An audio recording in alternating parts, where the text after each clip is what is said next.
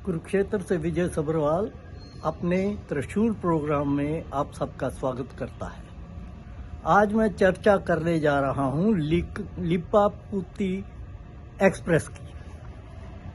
काफ़ी लोग ये मानते हैं कि ये जो हादसे, जो रात एक हादसा दिल्ली रेलवे स्टेशन पे भी हुआ, भागदड़ हुई, जिसमें बताया जाता है कि 18 के करीब मौतें हो गई। ये इस तरह के क्यों हादसे दिन ब दिन बढ़ते जा रहे हैं, उसका रीज़न काफ़ी लोग ये मानते हैं कि ये जो सरकार और सरकारी लोगों ने लीपापोती का सिस्टम बना लिया है, कोई जिम्मेवारी लेने की ज़रूरत नहीं है, उसको छुपा दो ताकि हमारा इमेज डैमेज ना हो, हमारी सरकार का इमेज डैमेज ना हो, लोगों को कोई चीज़ पता ना चले।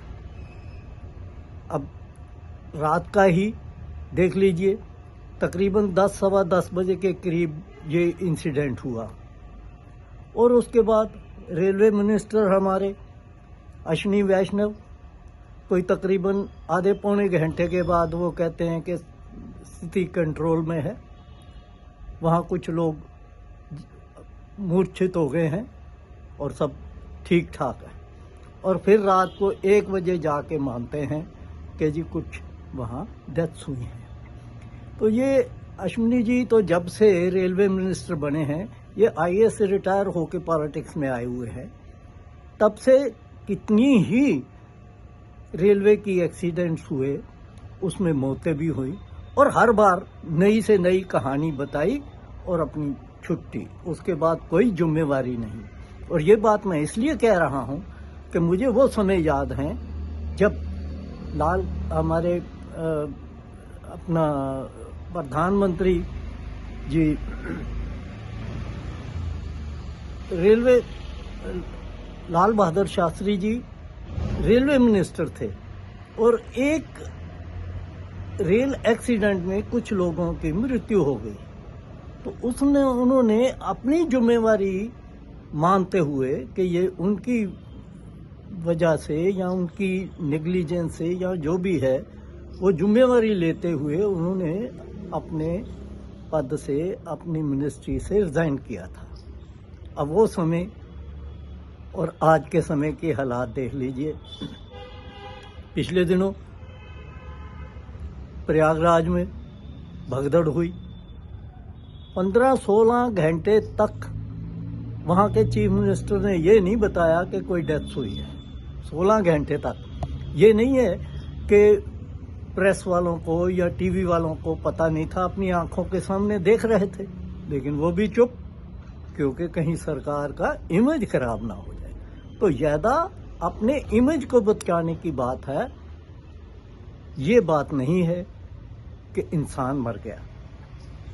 तो ये क्या बताता है कि हमारे देश में इंसान की कोई वक़्त नहीं, कोई उसकी वैल्यू नहीं है।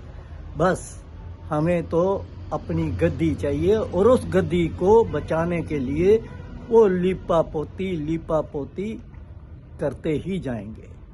तो ये बहुत दुर्भाग्यपूर्ण है। और आप देख लीजिए कि अभी तक बड़ी मजबूरी में यूपी सरकार के मुख्यमंत्री ने 30 डेथ वहाँ की मानी कि प्रयागराज में 30 आदमियों की मृत्यु हुई, लेकिन उसके विपरीत यूट्यूबर के टीवी चैनलों ने यूट्यूबर के अपनी फ़ोटो तक दिखा दी कि 69 नंबर तक की लाश तो गई।